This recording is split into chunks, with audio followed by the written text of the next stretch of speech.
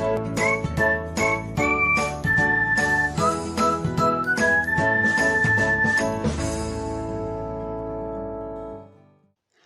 everyone, welcome back to another episode of Technologyglance. Today, in this video, I'm going to guide you through how you can turn off in-app sounds on Telegram. So, let's get started.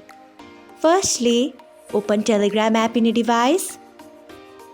Then tap on three lines icon. Next, tap on settings. After that, tap on notifications and sounds. Then scroll until you find in-app sounds. After that, turn off it by tapping on it. So, this is how you can turn off in-app sounds on Telegram. Thanks for watching. If you found this guide helpful, we would love it if you hit the thumbs up button below. We upload great new tech tutorials like this one every day, so do not forget to subscribe to our channel and hit the bell icon so that you'll never miss another update.